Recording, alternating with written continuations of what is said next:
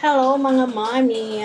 Good morning! Magluluto tayo guys ng ginisang gulay with sardines. Ito kasi ang madaling lutuin ngayon. Kasi tag-ulan. Kaya samahan niyo ako sa aking pagluluto. Ito yung nahanap kong lutuin. King cup sardines. Mag-isa muna tayo ng bawang sa kasihin. Ayan. May tubig pa yung kawali. Maulan kasi sa labas, kaya naghanap ako ng maluto. Lagay tayo ng mantika.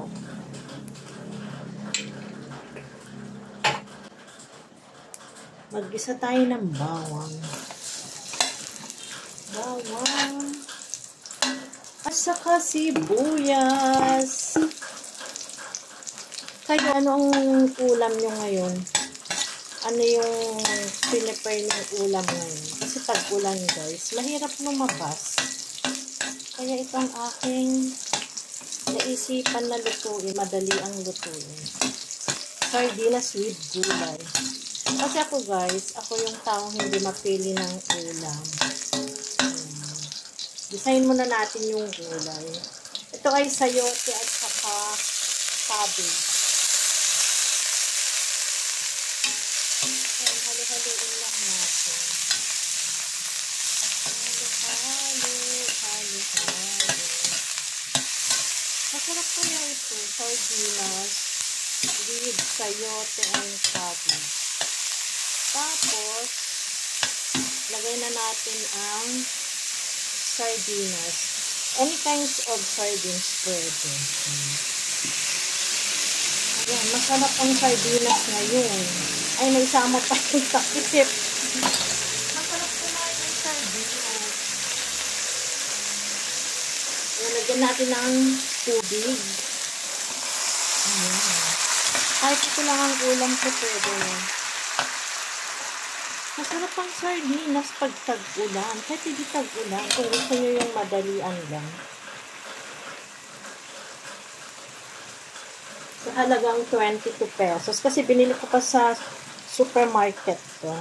Kaya 22 pesos lang. Pero pag sa mga tindahan, 30 pesos na. 28, ganyan. 30 pesos. Depende kasi sa brand. Lagyan na natin ng asin, pampalasa. At saka, para mas lalong sumarap ang ating pagkain, lagyan natin ng Maggi Magic Sarap. Itong parati kong gamit. Itong katuwang ko sa aking pagluluto, guys. Ayan. Tapos, tikman na natin. Ang sayote kasi mahirap lutuin. Matagal pala. Ayan. Okay na siya. Sabi nila, pag matanda ka na, huwag gagamit ng asin. Ang gagawin ko, maglalagay na ako ng kapiranggot na asin. Yan, lagyan natin ng konting asin. Konting-konti lang. Pero sa edad ko kasi, dapat wala ng asin. Ayan, pakuluan lang natin.